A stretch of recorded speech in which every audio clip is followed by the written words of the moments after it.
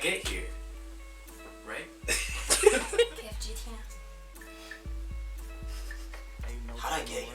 How did I get here, podcast? How did I get here? How did I get here, podcast? How'd I get here? How did I get here? How'd I get here podcast? Bam!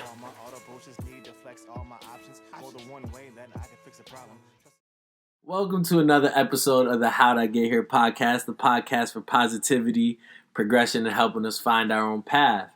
In this week's episode, I took the podcast on the road. It was so funny. I'm out in Jersey this weekend with my friend, Nnenna. And I say it like that because I'll explain later. She's a model. She's dope as hell. And she's a huge supporter and friend of the show. But we'll get into all that.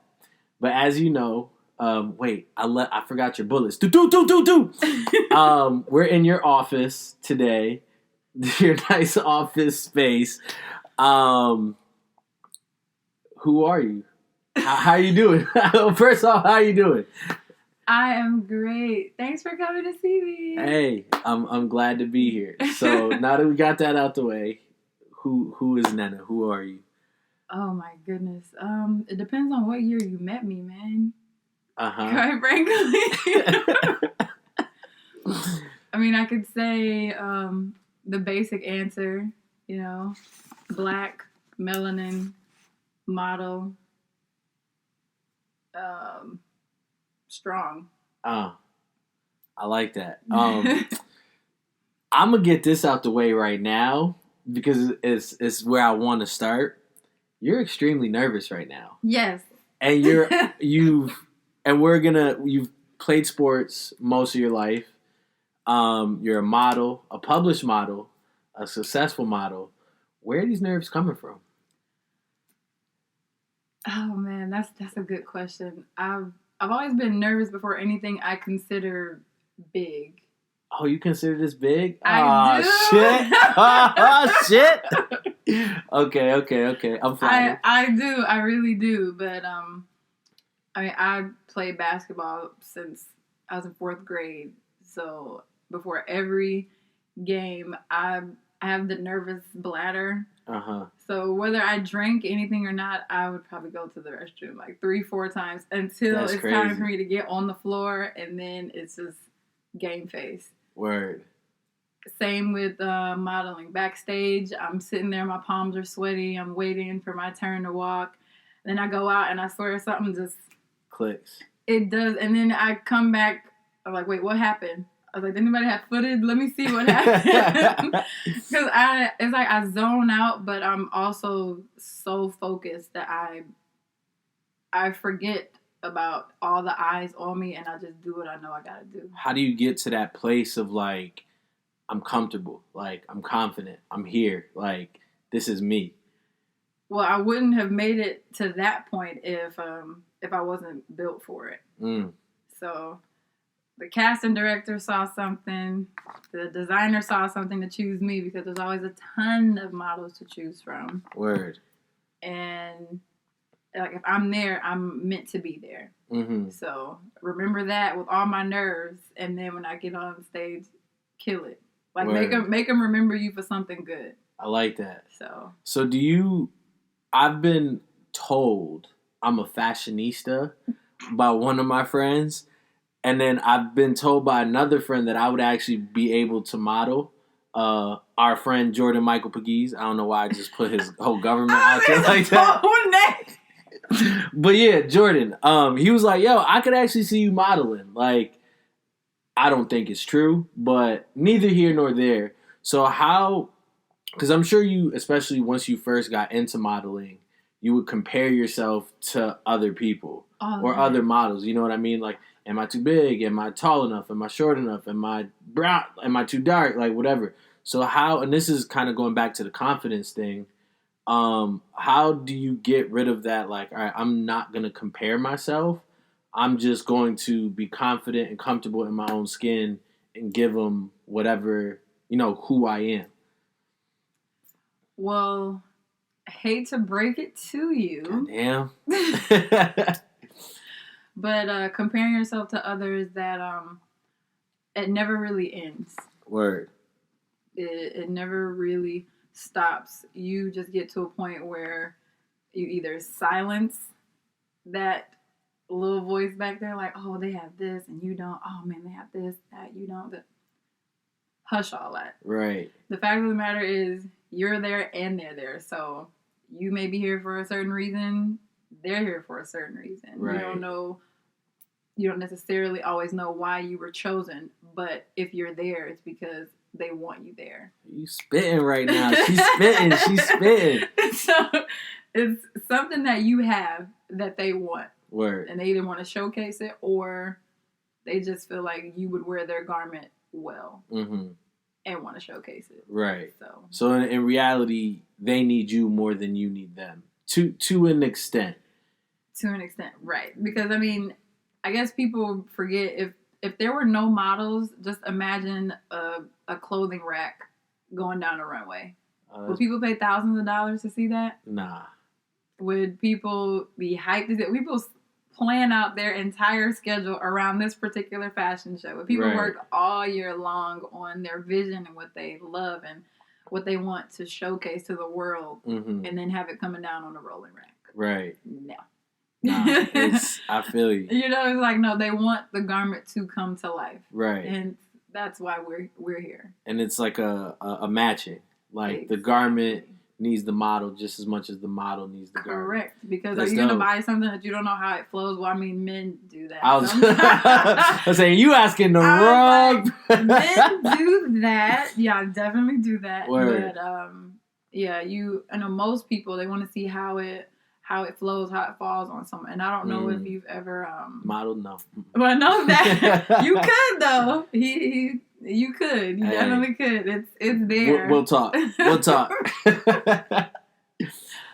But they, I don't know if you ever watched, like, E! News. I know sometimes they'll do comparisons or they'll showcase snippets of fashion shows during Fashion Week, different seasons.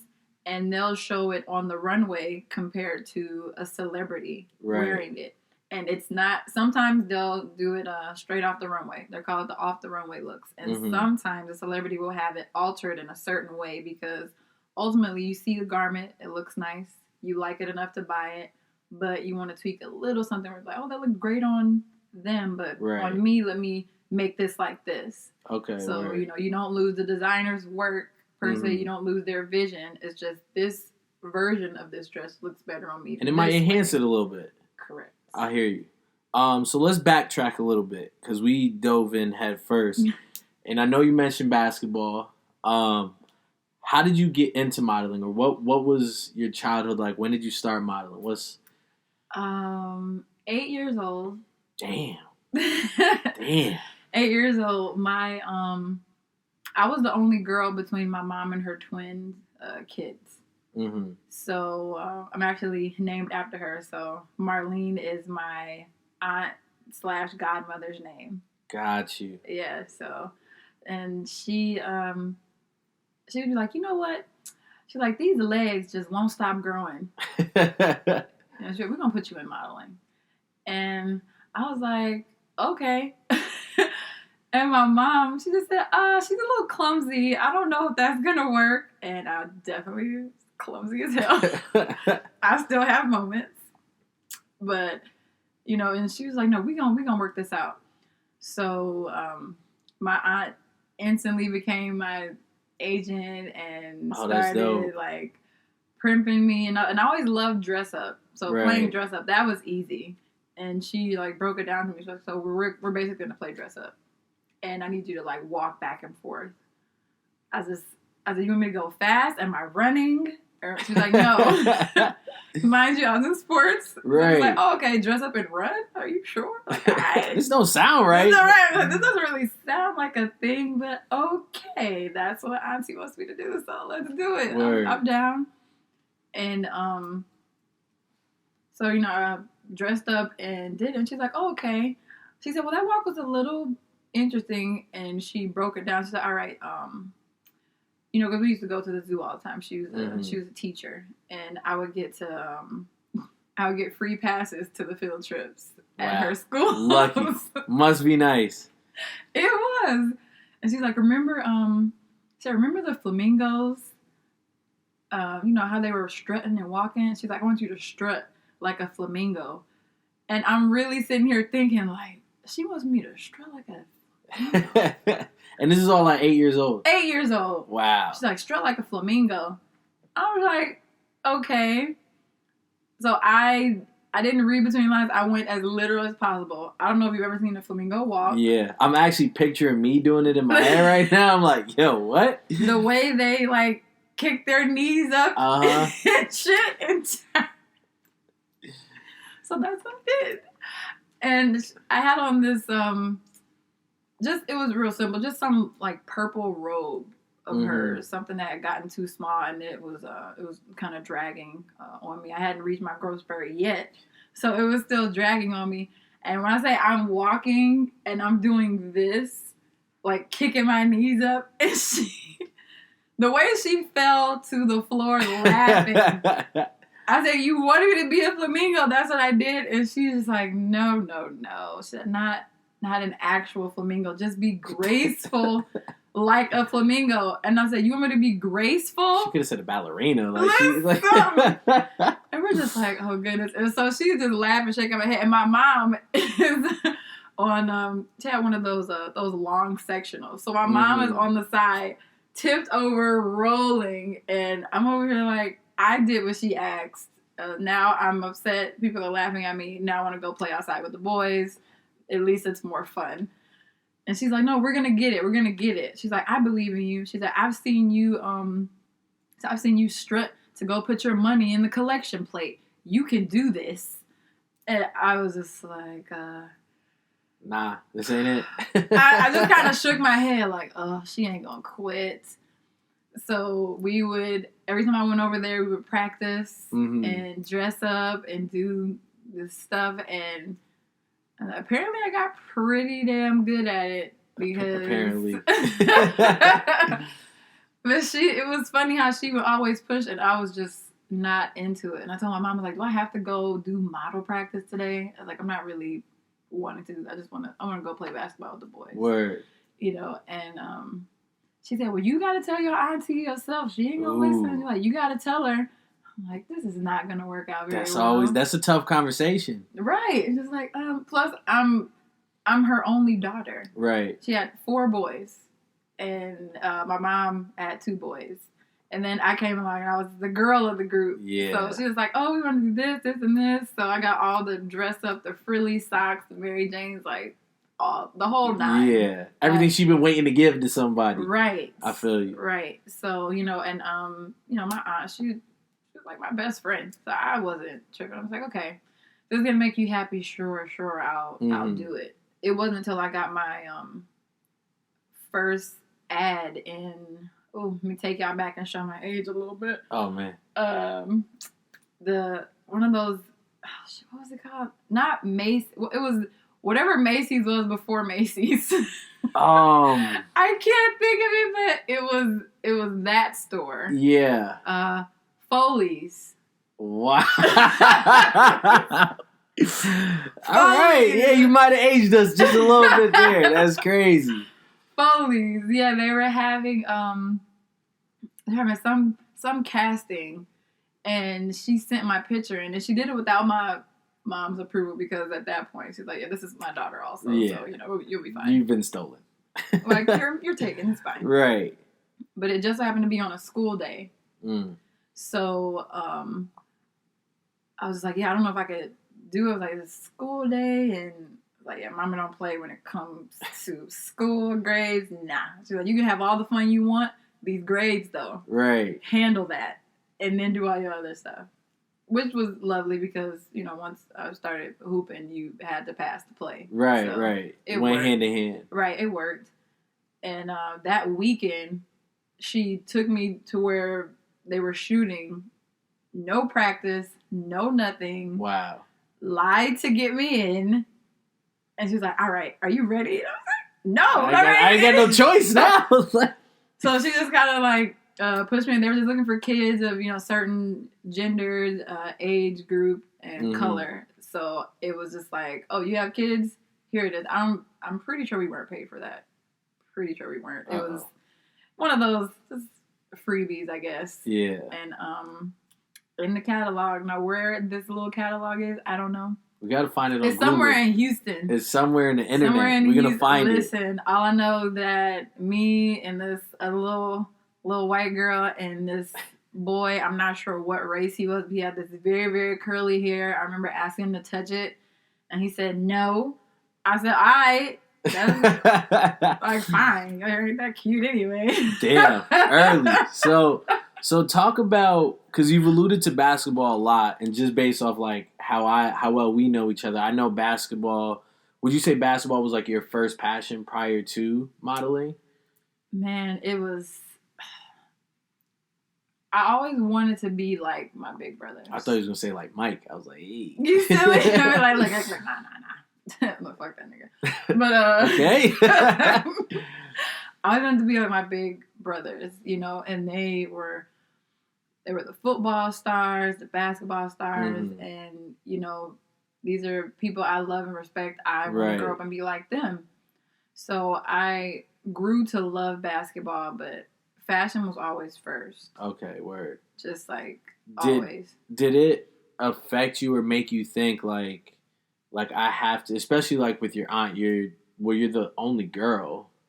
So it's like, as much as I have passion for basketball and want to be with the boys, I've got to do this to carry this like female persona or word. Not saying that sports isn't feminine, Correct. But she's a tomboy. She's over there with the boys, but nah, like I'm a girl too. You know what I mean? Especially at a young age, trying to find yourself and stuff. Right. Oh yeah, she helped with that, but like I laugh because my friends called us the Joneses. Because straight up, like growing up, we were the Joneses. It just, no matter where we went, dressed to the nine, head to toe, keeping up with the Joneses. Always, I mean, look, hair done, all that, Word. Like all of that. And it's funny. My mom told us a lot later on in life. She's like, "Yeah, we were struggling." It was like, "What? Y'all were? Like, you sure did keep us laced." She said, "Yeah, well, we do what we had to do, but we were definitely struggling. Word. Like, thank God for family." Like, yeah, thank God for family. Right. But, it was always dressed up, and Sunday's best was a big thing in our house. It's like, all right, it's, it's church day. Everybody had their stuff laid out, clean, waxed. So no sweatsuits. What? Man, I didn't wear pants to church until my adult years. It was always some type of skirt or dress and heels. Heard you. Always. Heard you. So I was always girly girl, but that tomboy, oh yeah, it was real. And when I came from model practice and had like a bruise or a busted lip or some new scar, my aunt's like, like you can't be so rough because you have to be pretty. That's so funny. Like you have to be this, and like you gotta stay girly. You gotta do this. Have fun, but be careful. Right. I was like, how do you have fun and be careful? Yeah, and I could also have these bruises and still be cute and girly. Look, which I have come to find out in my adult life. Right. But yeah. So talk about how, because I know, like, I mean, I was never like that good at basketball, but I love sports. You know what I mean? But it wasn't until my freshman year of high school that I was like, all right, I got to pick. Like, if I'm going to go play basketball, like, obviously I needed to get a lot better. Right. But, like, soccer's my thing, so I need to focus all my attention on soccer. You know what I mean? So speak about, like, how you got to the point where it was like, all right, I love basketball, it's a passion, but modeling is what I'm going to do. Well, excuse me, it was opposite at first. It got to a point where basketball practice was making me miss like little castings and certain things that my aunt wanted me to do. Right. And then I would lie sometimes, or I'd ask my mom to lie for me, like, tell her I don't want to go. I just want to hoop. it's easier at the time. To me, it was easier. It was less focused. Mm-hmm. It was just, and it was more fun. Like, that's why I kept putting that. I'm like, oh, well, this is fun, and this is work. Like, Right. this is something I really have to try at, whereas basketball just came very natural to me. At least this is my mindset at this I was like, I hope you were actually good. Like, I need to find the highlight somewhere. Listen, look, take a stroll down to A-Leaf, man. It ain't no thing. Ain't no thing. But yeah, it was hard. I chose basketball at first. Getting into the AAU leagues and right. College and all of that. And my mom was just like, so this is gonna pay for school. Right. And I was like, all right. And she said, but you got to tell your auntie though. Like, you make sure you tell her. Stay throwing me under the bus with that. I told her, and she was not happy with me. I can't do both. So I'm going to choose this. And she said, are you sure? Are you just doing it because you're scared or this? I said, I mean, a little. I don't want to mess up. I said, but I know with basketball, it just felt more natural. She's like, all right, before you go, and this is, I want to say this may have been my freshman or sophomore year in high school, something like that. And she's all right, before you make your final decision, let's go to an agency. I said, all right. So we went to an agency. And when I tell you, I was torn limb from limb about... She knew what she was doing. No, torn limb from limb as far as the agency telling me that I didn't have... Really? What it took. Wow. I mean, now mind you, not to brag, but that high school physique was it. Right. Like, oh man, if I could have that metabolism still. But they told me from limb to, I mean, the dude, he's like, why are you so, like, you're a little too fit. You may have to lose weight. You might be a little too tall. Like, oh, you're, like, your butt's kind of big. You may want to make that a little smaller. I'm, like, 16 right. at the time, getting destroyed by this agent. And it's like, oh, this is a little bit this. You're too muscular. You're a little too fit. Maybe you should get a little smaller. It was like, oh, your thighs are a little... It's like, you got to just kind of lose some more weight. And I'm thinking to myself, all I do is exercise. Right. What y'all want me to do? Right. I said, do you want me to, like, stop eating or something? Like, I don't... So speak to that, because especially, like, at the age of 16, and I'm sure as you've like gotten 15, 16. Gotten older and went through, like, further with modeling, image is everything. And now that it's 2021... You know, there's models of all shapes and sizes, colors, tall, short, whatever, because it's more accepted. But back then... That was not the jam back then. Right. So speak of, and especially like how that was at 16, and even as you got more into modeling, how you dealt with like body image and things like that. Because I think that's such a huge thing that everybody, both male and female, struggle with. Right. Yeah, well, and he was saying these things, and I wasn't near my aunt. You know, we had went to, you know, a different room, and they're like, oh, okay, let you look at us. And I, you know, caught myself dressing cute that day. Wore my little fitted jeans, a little tank top, and a little, you know, half cardigan over or whatever. I think my hair was some real sleek ponytail or something, but in my mind, I was right. And he tore me down, and I wasn't ready. I was not prepared.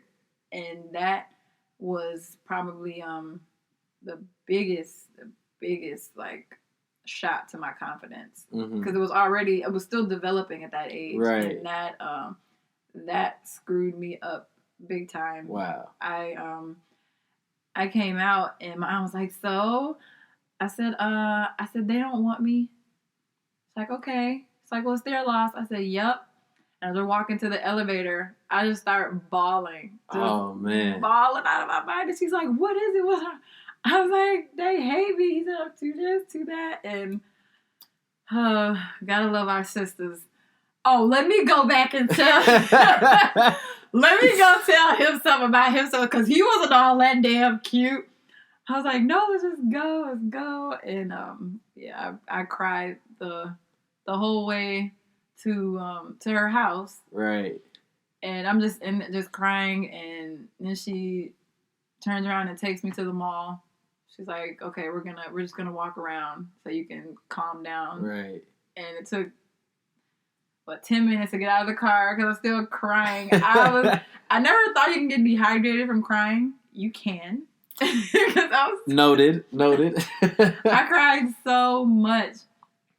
And then she's like, okay, well, do you want to call your mom? I'm like, no, I don't want to call anybody. I'm just, and, I'm telling her, I said, do I really, I was like, am I ugly? I was like, do I just not you start questioning right? yourself. You question everything. And I would love to say that, being in high school or being hit on by, guys or even certain people saying, oh, you're pretty or this or that. It took years to get out of that phase that from that one moment. Right. And I mean years to get out of that. And it made me hate modeling a little bit. Wow. I never hated fashion, though, because fashion it was always a way I could express myself. So I didn't hate fashion, but it made me hate modeling. I was like, anything that makes anybody feel like this shouldn't even be a thing. Right. And it made me go so hard in basketball that I ended up being one of the best ones. Right. Also a bit aggressive. I've thrown a bitch down in my day a couple. I've been there. I heard you. Definitely. Made you say you want to fight her, huh? I hear you, though. I hear you. I say left the little black eyes here and there, some busted lips, just like the regular stuff. Yeah. So how did you keep your love? Because I noticed you just said you never lost love for fashion, but you did start hate modeling because you stopped modeling for a bit. Yeah. So how did you keep your love for fashion alive? Or, how did you keep your love for fashion alive, and how did you intertwine fashion and basketball? Oh, man. Let's see. Well, after sophomore, junior year, when I really of high school. Scouts of high school. Okay, right. Where I really had scouts, like calling the house or sending us big mail. Big time. Like, I'm not overly hyping. Like, I was accurate. Talk your shit. I ain't mad about it. I was great. I was a great post player. And, shout out to my AAU coach, Tracy. She was just like, all right, well, you're slender, you're fast, and you're strong, but, we need to pull you out a little bit. Right. Let's put you on the wing. So I became 3, 4, 5. And apparently that's really good. So I say shout out to her for not always having me big body people. She's like, no, we're gonna have you out here. Stress the floor. Work on that jumper a little bit. But in high school, my coach, he was very, very, very strict. Very strict. Like if your sock wasn't pulled all the way up, damn, you were running some suicides. Like it was wild. We were like his own little army. Yeah.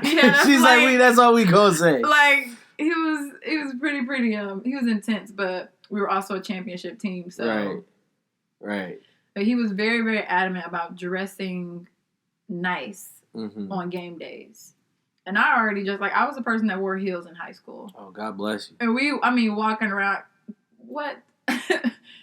building to building, just heels, just clicking all day, So, because like I said, I never lost the love of fashion. And once I really understood how you can hide your emotions in fashion. Elaborate on that. Because I think of fashion being more of a way of you express your emotions. Right. So now you're saying hide your emotions. You can hide your emotions as well, yes. And that simply means I didn't dress how I felt all the time. I like that. I dressed better.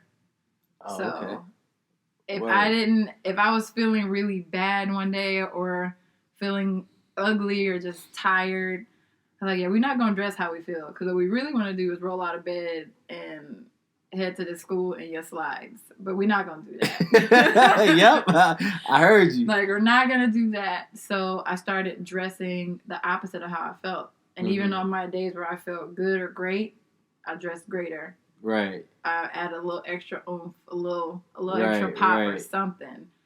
And I didn't wear makeup in high school, mostly because I didn't know what I was doing. I didn't start wearing makeup, I want to say, until senior year, and that was only to cover up a black eye I had. Oh, man. A black eye I got at a tournament the summer before senior year started. So you was trying to be all incognito and... Right. I was like, dang, let me... And then I had senior pictures coming up. Right. So that's what even got me into, trying it out or whatever. But just dressing the opposite of how I felt. And then there were some days where I wanted to just wear all black and just feeling just horrible. Right. But I never did. I always was able to hide or upgrade behind my fashion. Always. I like that. And I love, that's another reason why I love it so much. There's so many different avenues and ways you can express yourself or hide, not necessarily because you don't want the world to see, but maybe you're not ready to accept some things yourself. I like that. So just kind of got to step back and be like, all right. Like, I'm not sitting in front of you crying my face out. Right. And like I have on this fancy ass suit, but this is what I want you to see. Right. Right. Like this is what you need to see at this moment. Right. So how did you get back into fashion then?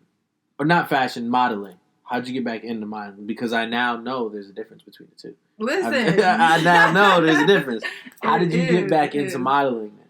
One of my friends, we met at a coffee shop. I saw her. That Young Jock song just got plugged in my head.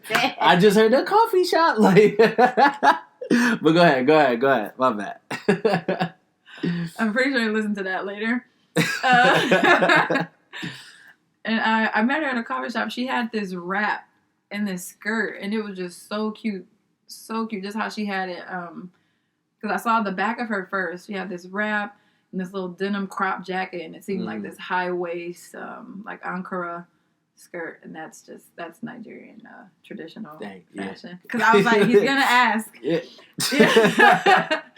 And she had it on with these really cute flats, and I was like, I said, baby is killing it to myself. I'm gonna make sure I tell her. And she left the line. There were like two people between us, and I keep doing this, and the lady in front of me is kind of looking. I was like, oh no, I'm looking ahead of you, so I'm just kind of. And when she came back up to get her drink, I was like, excuse me. So guys, I just want to tell you, I said slay. And she started laughing. I said, head to toe. I said, you working it, okay? That's funny. Working it. And I'm in my work clothes, and by this time I had gotten hurt from basketball, so I was in banking, so I was a loan officer. So I was like suited to the nine, crispy glasses, hair, like bling, all that. And I'm seeing her very, very opposite of what I wear. Still fashion, right? But very opposite of what I'm wearing. I'm just like, I'm loving all of this. And she said, thank you. She's like, I see you got a little fashion in you. She's like, it's a suit and tie look, but you're not really suit and tying it. And we're like laughing and just kind of playing off of each other. And the barista's looking like, y'all are blocking up like my line. And I have to get to the people behind you. So could y'all take this? Word. Like, and that's exactly what we did. We sat at the table, chopped it up for a little bit, and exchanged info. She's like, yeah, I'm actually a designer, blah, blah, blah. I was like, oh, that's really dope. Cool. So we talked for like an hour or so. And she's like, oh, I got to get going. Da, da, da. I was like, oh, yeah. I was like, well, I'm done with my work day. I said, this was more of my, you know, one of those stressful days. Let me get a nice, strong cup of coffee. Yeah. And, I don't know, go read something after. Right. And, you know, I ran into her. So we just kind of kept in touch after that. And she would always invite me out like, hey, I'm doing a show. I want you to come. I'm like, oh, no thanks. You know, those, excuse me. Those friends that make up shit because they don't want to go. Oh, you one of them. Oh, you one of them. Like, I heard you. I don't want to go because every time she brought up some type of fashion show, that horrible memory of being destroyed, it would always just be it would pop up the forefront, just like it happened yesterday. And that same feeling. And I was like, you know what? No, fuck that. I'm a grown ass woman. I'm not going to cry about this. But it still hurts. Right. So I'm reacting off of my pain and not what I know. And I did that consciously, which is not good, but I want to say it was good that I knew so I could work on it. And I was like, no, I don't have anything. Sorry. And I probably blew her off like 3-4 times. I'm happy she kept reaching out to me, honestly. Thanks, Allison. Because, man, if she didn't open up a door that I thought was closed forever. Mm-hmm. And, you know, she messaged me. She's like, yo, I can't believe it. I hate these people, these chicks who think they this and that. I was like, okay, well, how are you doing? What's going on? You know, the text message. She said, man, one of my models just canceled on me last minute. I said, oh, shit, that sucks. I'm so sorry. I'll pull up. No, see... Oh. See, it was one of those, let me say, oh, man. It was like, well, if you need anything, not thinking she was going to actually ask me to step into homegirl's place. Right. She's like, oh, yeah. She was like, actually, I said, oh, you want me to drive you somewhere? You want me to go, like, help you pick out a fabric? She said, could you step in? I was like, oh, you know, you start lying, your voice get high. I said, I don't, she's like, and as I'm thinking of my lie to text her, she said, before you lie to me, and she had it drawn out like, lie to me. She said, please, please, please, please, please. She's like, I'll never ask again. She said, you don't think you strut, but you strut. But she was like, please, please, please, just do this for me. Please, please, please, please. Like, she wrote please out so many times. I was impressed. I said, okay. I hope she watched this, because she gonna love this. She gonna love this. That's funny. Like, I can't believe she told her, like, I was begging or something. And she's like, please, please, please. I said, okay. I was like, I'll do it. I was like, what do I need to do? Where I need to go? I was like, I'm not really in shape right now. I was like, I don't know what you want from me. Like, what? She's like, oh, no. She's like, I'm gonna just take your measurements. And she's like, I'm pretty sure y'all are the same. Y'all are both kind of hippie. I was like, here goes that hip thing again. I was like, this is not a compliment yet, guys. It's still an insult, so. Okay, right. Sure. And I told one of my best friends, Adrian, back home, I said, I'm going to be in a fashion show. And he was just like, yes, it's about time. Where is it? When is it? So everybody relax. So I tell him, and I told my roommate at the time, so yeah, I'm going to be in this fashion show. I was like, you know, it's for a good cause, you know, so you guys just come out, blah, blah, blah. I didn't know it was going to be at this Mercedes-Benz dealership. Oh. I didn't know they were going to have all these cameras and people. It was this whole thing. And I'm just like, okay, I'm nervous again. I was like, I can't believe I said yes to this. I'm like, how can I get out of it? I can't. It's not going to work. So, you know, I arrive. She's like, oh, well, make sure you have this, that, and the third. You know, the model bag essentials. She's like, you need this, right. That, and I'm like, all right, taking notes. Some should have had to go out and buy. She's like, oh, make sure everything is taken care of. I was like, taken care of? What do you mean? She said, you know, taken care of, head to toe. I heard you. She said, you know, you just want to make sure, because we'll be changing in front of people, some male models, some women. You want to just make sure everything is everything. Right. I said, okay, great. I'm not going to elaborate. I heard you. You got taken care of, to say the least. I heard you. The very, very first one, and that was crazy. Anyway. Oh man, I can't wait to hear this full story off camera. Yeah, so went there, was ready. They had hair and makeup. One of the beauty schools in Houston, I cannot remember. I want to say the Paul Mitchell school. They were taking care of our hair and makeup. So we went backstage, and she was doing all these things to my hair. And I guess she even picked up on it at the hairstyle. She's like, "Are you nervous?" I said, "Can you see that already?" I was like, "I am panicking so much right now." She's like, "Yeah, because you're shaking." And I thought it was me, but now I'm doing something with no heat and you're still shaking. I said, "Yeah, I'm just freaking out a little bit. This is my first time doing this." I said, "I don't really." She's like, "Is it really?" She's like, "Oh, I couldn't tell by how you strut in here." And I said, "What the hell is up with everybody in this damn strut?" I'm like, "Do I strut?" I'm like, "How have I not noticed or seen this?" Or maybe like subconsciously. Right. Who the hell knows?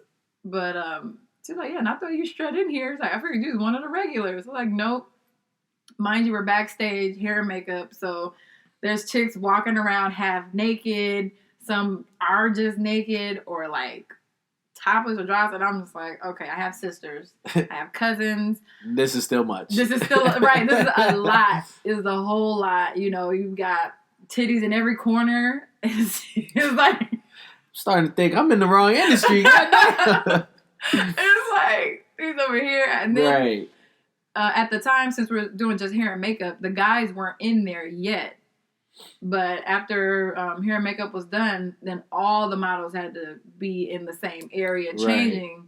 So you're getting like half naked in front of these strangers, and it was very jarring. It was a lot. It was a whole lot. I said, you know what?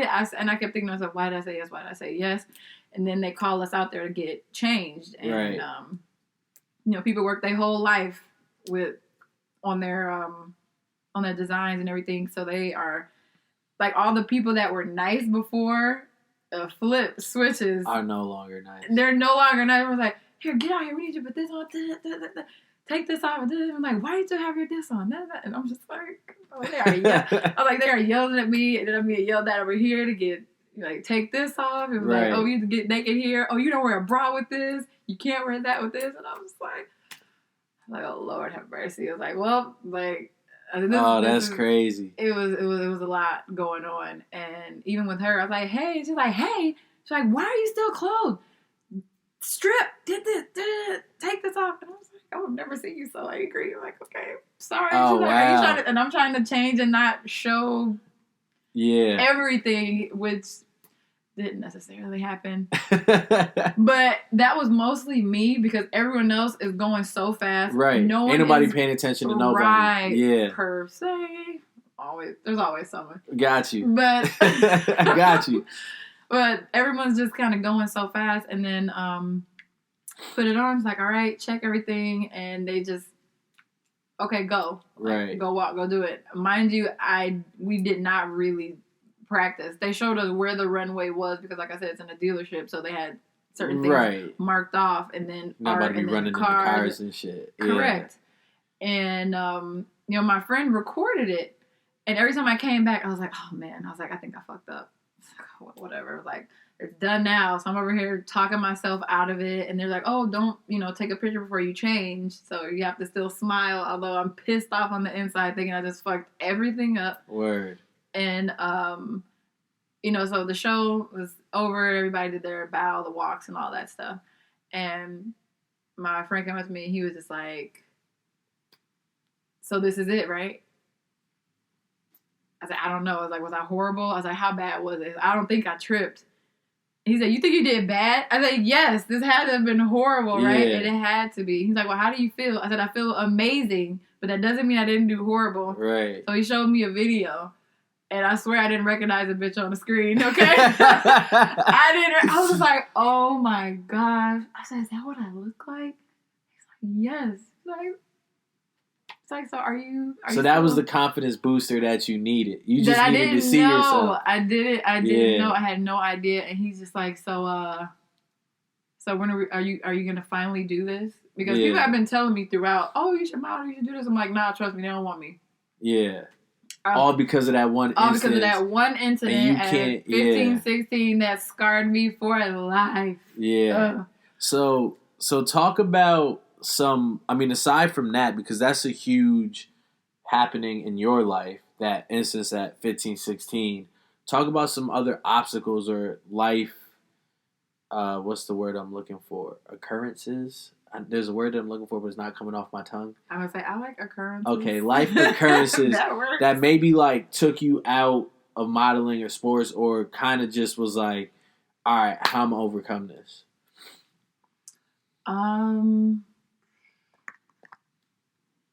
Well, it shouldn't take too long to think about.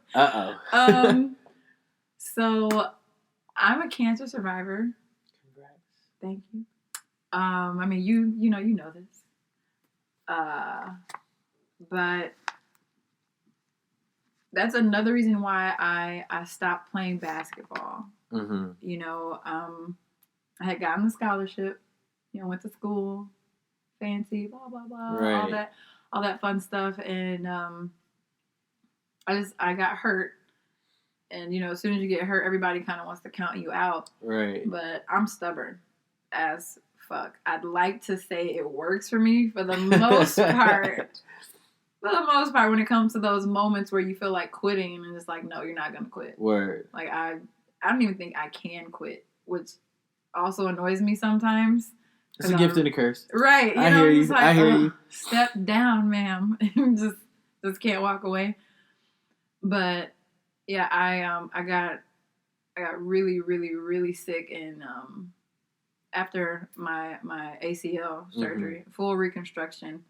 Damn. And yeah, we didn't know, all because I came down wrong on I want to say on a rebound. I think I came down on someone's foot, and it's true. I don't know if you heard this from any sports people. You hear your injury. Oh, like man. That's a real thing. When you know, you know. I heard the tear. Yeah. I promise you, it sounded like Velcro. Ah. I said, "Oh, this is bad. This is really bad." And we were it was practice at that. We weren't even in a game. It was just practice. Right. And knee swell up like I don't know what. I was like, "Yeah, this is bad. This is really bad." So had the surgery and everything, and started doing physical therapy, and I just got really, really sick. And I had never had surgery before at all. You know, my mom was extremely old school. We didn't even really go to the doctor besides for physicals. And the normal, yeah. Right. You know, none of that extracurricular stuff. So I didn't get sick like that ever as a kid. Thank God. And I kept getting sick, and I would call the surgeon. He's like, "Oh, you know, here's my number. If something happens, just call." Or it's like, "Yeah, this hurts. So he upped my dosage. I was like, "I can't keep this food down. I'm not feeling well." "Oh yeah, this is all a part of surgery." I said, "Are you sure?" I said, I feel really, really sick. Like everything is making me sick. I was like, I can't make it to class. It was hard. And I went to school in Texas. It's like out in, not the country per se, but the country.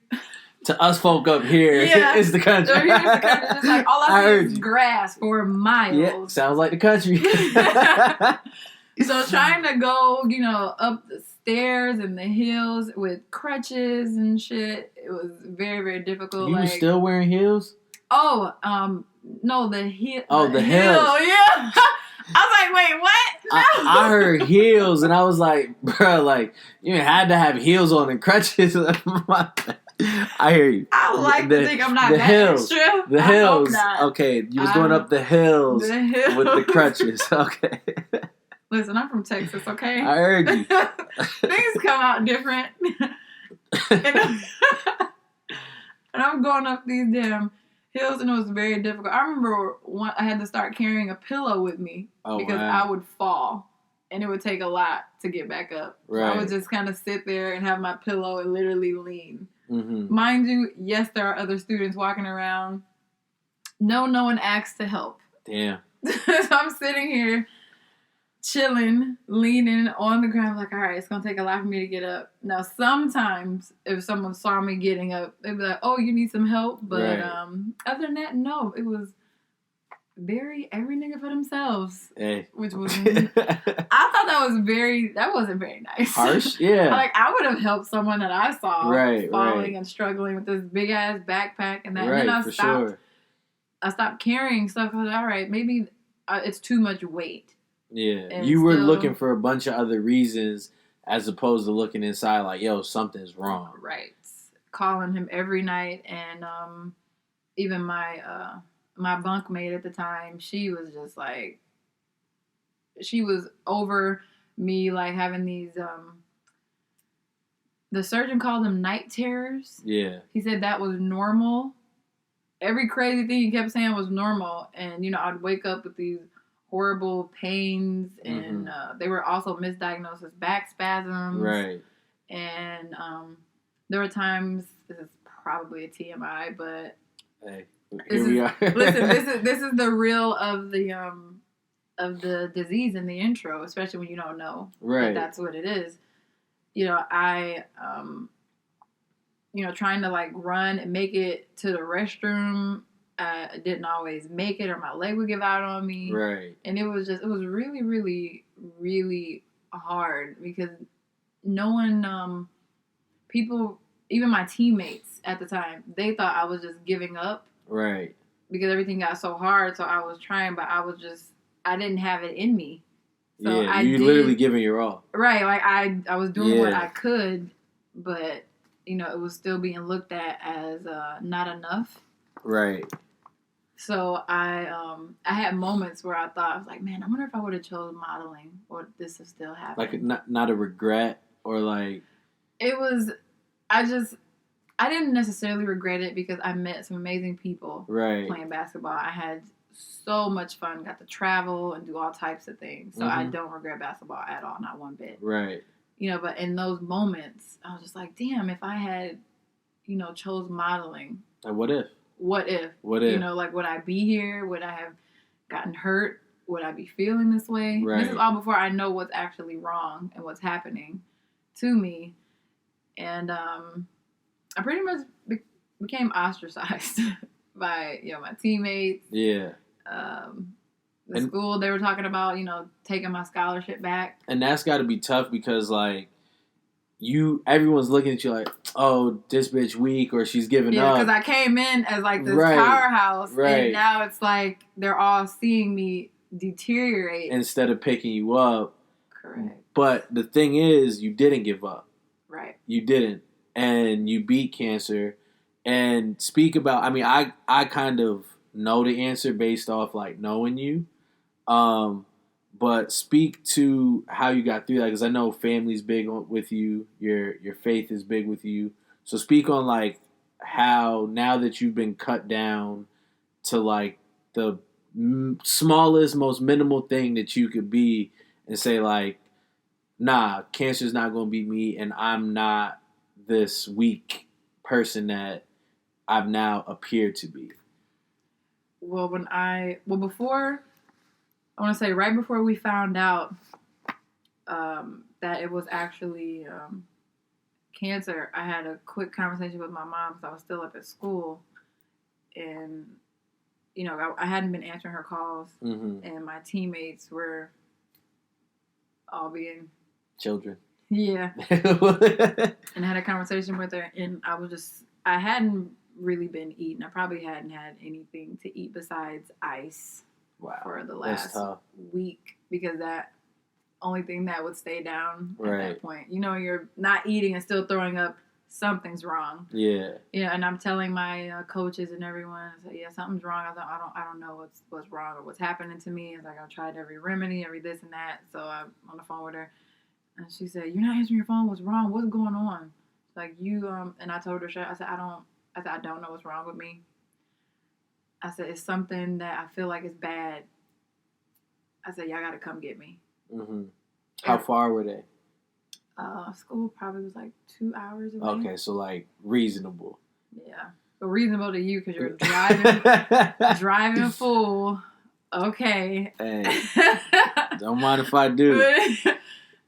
And I told her straight up, and because it was hard to make that call, and I'm feeling that horrible, but it was so hard because I felt like I was giving up. I felt like I was letting people down. Right.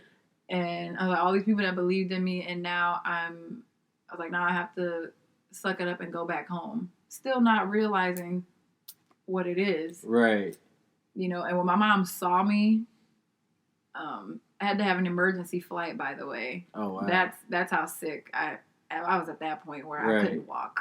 Like, I had to be carried. But that's strong, because rolled. You were holding on for a minute, man. Until that, until it was, yeah. And, you know, she saw me, and I will just never forget the look on her face because it broke my heart. She was holding back tears. Right. And she just held on to me so tight. I'm in a wheelchair, by the way, because I don't know if you've been to the airport, obviously. Yeah. You know, they're wheeling people around. Sometimes it's because of their leg, but with me, I had one of those red flags on the chair. Apparently, those are the wheelchairs. Those are the important wheelchairs? Right, where the people are, like, super sick, or it's, like, an emergency thing.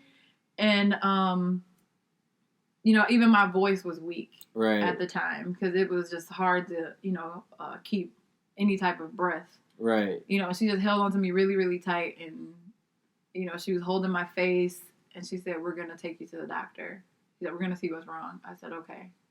Right. I felt more calm than I did in the last 2-3 months. Matter of fact, since I had been at school, but mostly the last 2 months. Wow. There. That's a long time to endure that without knowing.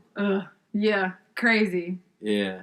And, you know, I couldn't sleep through the night, and I heard my mom and aunt kind of talking. It's like, she looks really bad. You know, you really want to take her to the emergency room. You know, she may or may not make it through the night. You don't want to keep her here. And we're at the house. Mm-hmm. And they don't know I can hear them because I'm not sleeping. I'm right here. You know, they're out there. I'm in the room, and I just hear them, you know, discussing it.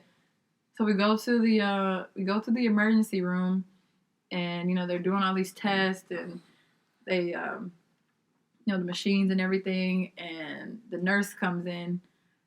And she kind of does this lean thing and looking at me. You know, I'm sitting up on the table. And I'm going with her like, what we doing? I'm like, what's the problem? She's like, are you feeling okay? I said, no. I don't know, what kind of dumbass question is that? I said, that's why we're here. Like, I'm not feeling okay. And she was like, yeah, but, she's like, are you breathing? Are you this? I said, no. I said, it's a little hard to breathe. She said, okay. So they put me on the oxygen, and I'm sitting on the thing, just kind of chilling. The doctor comes in. He's like, hey, what's up? And I'm just like, I'm going to need y'all to stop being so casual with my life. But I realized why after that, because my, so every blood levels, hemoglobin, but blood level. Right. You know, for an adult who is a healthy adult, I want to say, 10 to 12, if I remember. And 5 is when they panic. Right. And that's when all the cold blue and all those things, or you go to ICU or something. Right.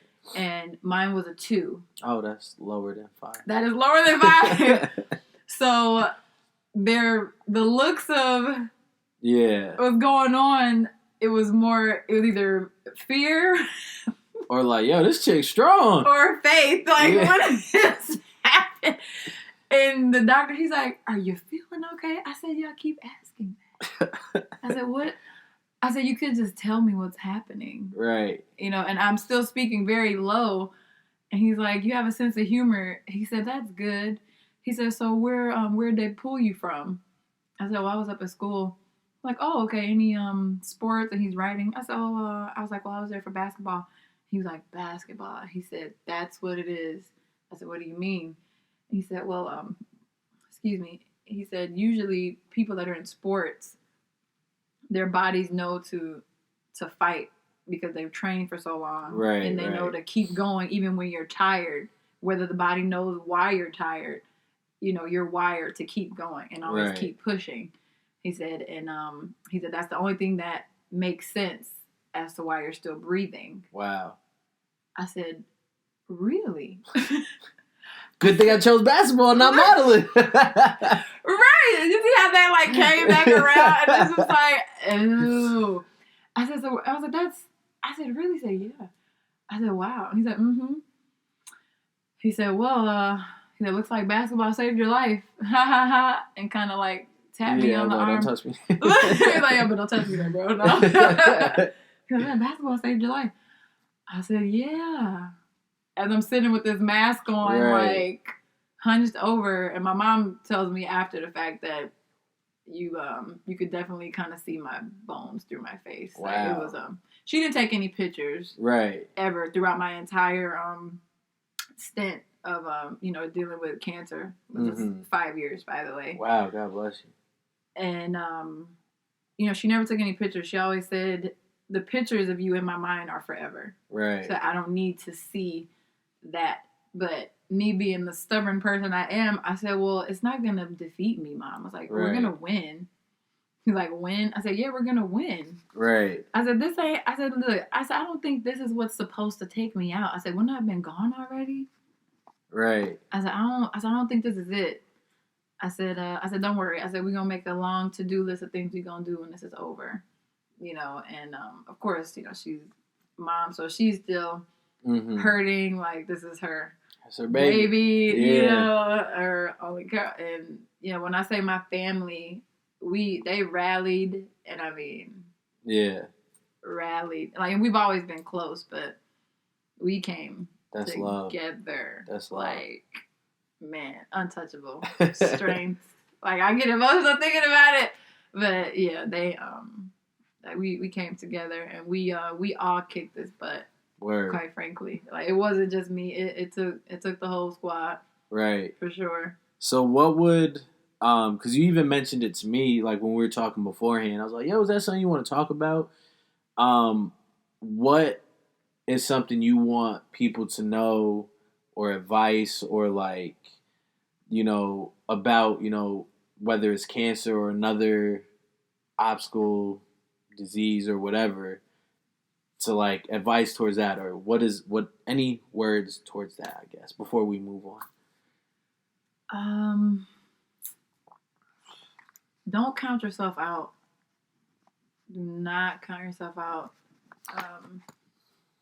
Pain is very real, and sometimes you get those pains deep down that even medicine can't fix.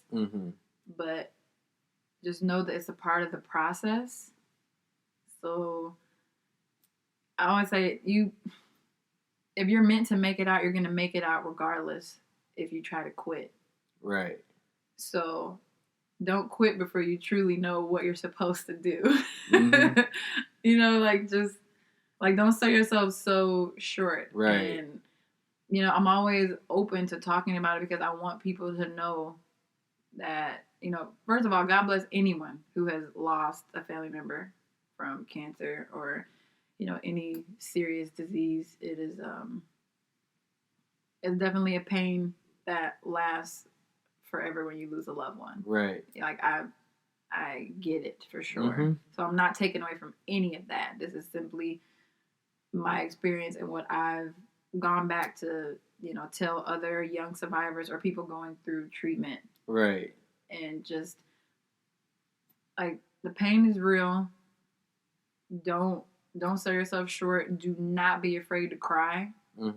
Don't feel like you are weak because you're crying. Tears have helped me through more nights in that hospital, right, than an encouraging word at times. Word. So let the tears flow, and if you cry enough and you actually get dehydrated, that means you're doing it right. That means you're doing it right. So word. So I got a couple more questions, but it is February. I think this is going to air in February. I don't know how many Mondays we got left in February, but I think next Monday's still February, but neither here nor there. It's Black History Month, and you being a strong Black woman in such a I guess I don't know how diverse the fashion industry is, but such a mixed industry. What does it feel like to be who you are in such a tough industry? That is a really good question. I do this. I've been trying to tell you. I do this. That is a good question. Oh man, it's easy to get lost in the hype. Very, very easy. You know, especially when you are at when you're at a particular modeling event and everyone's all dressed up to the nine, makeup done, hair done, heels on, looking Everything like those. did. Look, everything did. I had to. Looking like those screenshots in the magazines, or like you flipping through, and it's like you jumped into that, and that fantasy has become real life. So it's very easy to get caught up in it. Right.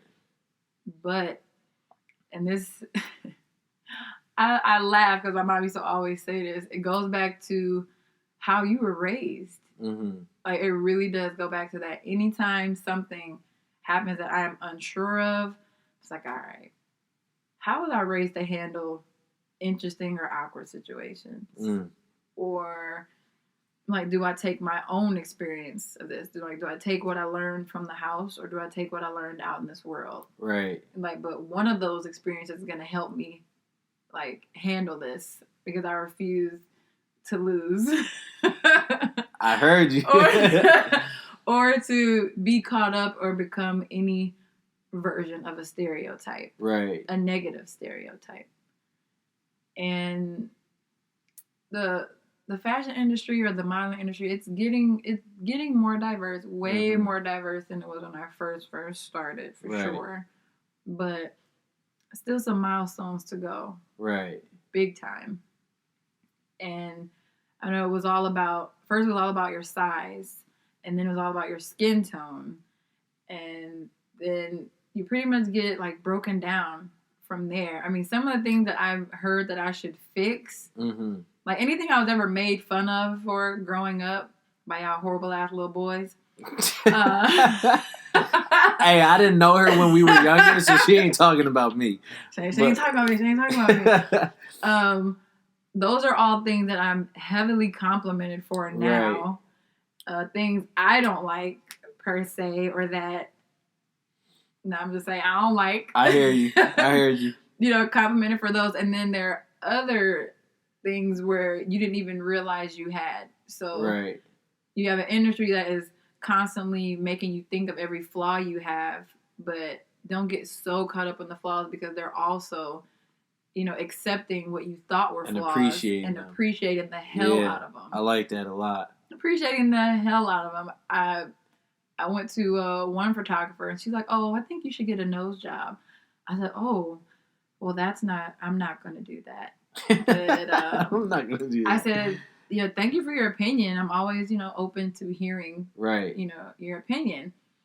And then the celebrity makeup artist was like, "Oh my gosh, I absolutely love your nose." She's like, he said, "I don't even know where this is from. What's your origin?" I said, "Where this is from?" I bought it on Amazon about 2 weeks ago. Appreciate it.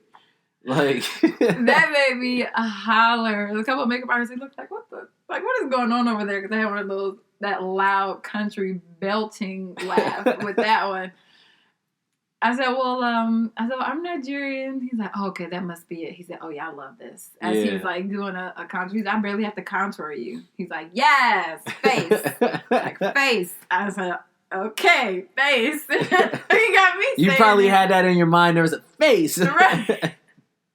I still say that to this day. I wish I got his name, but he was. That's funny. That hyped me up. Like that compared, like, see, and that happened within a couple weeks' time. Right. One person is telling me I need to change something that I was born with, that I pretty much picked up from my dad. I have my father's nose. Like, it is not a thing. I stole it straight off his face.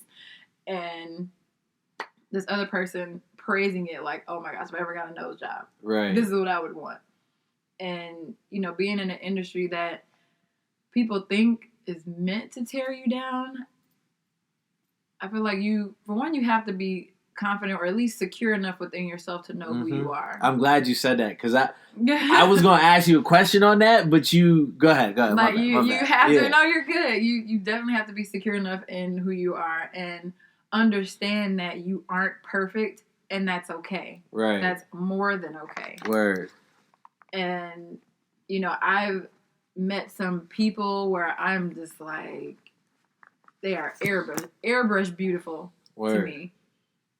And the insecurities that they have about their bodies baffles me. I'm like, what is, like, you want this? I'm like, I want that. Like, what is... And they probably looking at you like, I want that. And man, and it's so crazy. So even when I have those moments, I'll sit back and I was like, okay, clearly I am seeing something else. Let me think about what someone else would say. Right. So let me go check this. I am guilty of going back and checking comments under photos sometimes. Hey, cut that out. Cut it out. I'm guilty of it. I'll go back because I'm like, let me remember what people said. Right. Because I am thinking so horribly about this person. Let me go see what someone else said real quick. And let me remind myself of how I'm seeing versus what I see sometimes. Right. What they see all the time and what I see sometimes. Yeah. So the insecurities are very real. I don't think anyone will ever truly grow out of them. Mm-hmm. Even the most beautiful, bravest, strongest person. But you got to accept yourself. Correct. And that's the difference. So you can have your insecurities, but accept who you are. Right. Accept how you are. Word. Even being made fun of by y'all little punks in school. Y'all dirty. I would go, I would come home and was like, Mom, I was like, is something wrong with me? I look like this. When I tell you, shout out to Mom, because she broke it down. Shout out to Marilyn. She broke it down for your girl. She said, listen, you look like this because this is what your father looks like. Look at this picture of me when I was younger. Who do you see? There's a picture of your dad. Right. Who do you see? These are your brothers. This is my sister.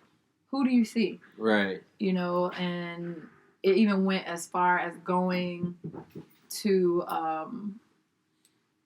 like my dad's tribe, because my dad's right, showing like, see, like these people, they're taller, or they have this characteristic or this physique, and this is why you have this. Right. You look like you do. Really broke it down to the roots. Come on now. Shout out to Marilyn, yo. Because she got tired, and I would come back all the time. I was made fun of for this today. I was made fun of for this today. Like, great. They made fun of me for this today. And she was like, oh, what this? Listen. Word. You look exactly how you're supposed to look. Right. Forget what anybody and look else at you says. now. And look at you now.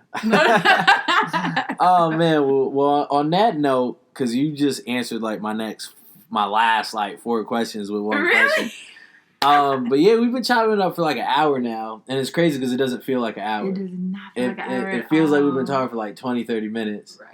But because you watch the show, give my 15 seconds of fame. We're not big time yet, so we only have one camera. So look into the camera. It don't got to be shit to do with nothing about what we just spoke about. And then I'm going to close it, and we're going to go about our lives. Oh, man, I don't even know. The clock started, by the way. Okay. No, I'm playing. Thanks a lot, Jake.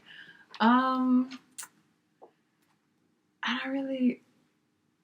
You just dropped all the gems in the whole hour. All right, listen. She dropped the ball. So I'm going to leave my 15 seconds of fame.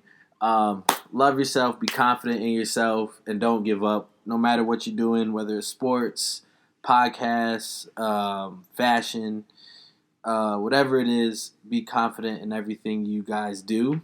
What he said. And with that being said, that's a wrap on another episode. Cut.